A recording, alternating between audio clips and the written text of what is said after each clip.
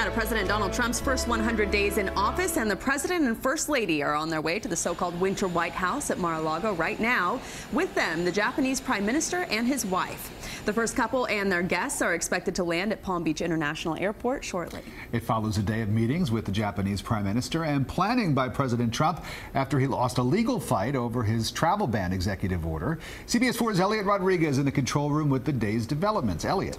Rudabeh and Rick, President Trump hosted the Japanese Prime Minister to talk trade and security, but he could not escape questions about the refusal of an appeals court to reinstate his travel ban. And there are more questions about his national security advisor's meeting with the Russian ambassador to the U.S. before Mr. Trump took office. President Trump's first question at a joint presser with the Japanese Prime Minister was about the federal appeals court ruling against the president's travel ban. We'll be doing something very rapidly having to do with additional security for our country. You'll be seeing that sometime next week.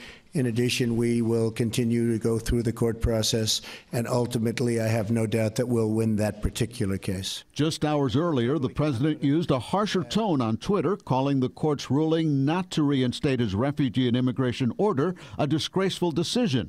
He said it puts national security at risk. We are going to keep our country safe. But the three-judge panel in California disagreed, ruling the government has pointed to no evidence that any alien from any of the countries named in the order has perpetrated a terrorist attack in the U.S. Prime Minister Shinzo Abe laid out the reasons why he thinks the U.S. still needs a trade agreement with Asian countries, even though Mr. Trump pulled the U.S. out of the Trans-Pacific Partnership.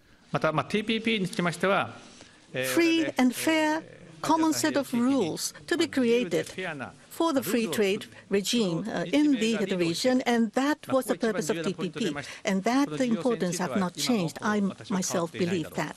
The discussions will continue throughout the weekend, with the two leaders spending the next 2 days at Mr. Trump's Mar-a-Lago estate in Palm Beach. Security is another topic of concern, with Japan relying upon the U.S. for protection. It's a dangerous area, and I think it's with North Korea shooting off testing nuclear bombs and shooting out missiles. President Trump did not address allegations that his national security advisor Mike Flynn talked about U.S. sanctions with Russia before President Barack Obama left office. Now, the Washington Post says it has sources from 9 different Trump administration officials who say General Flynn did talk about sanctions with Russia.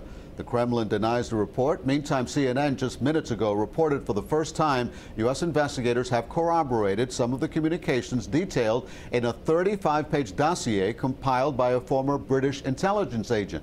CNN reports none of the newly learned information relates to some of the more salacious allegations in the dossier, but to conversations between 4 nationals. It's not known if it relates to then-candidate Donald Trump. In the control room, Eliott Rodriguez, CBS 4 News. Thank you, Eliott.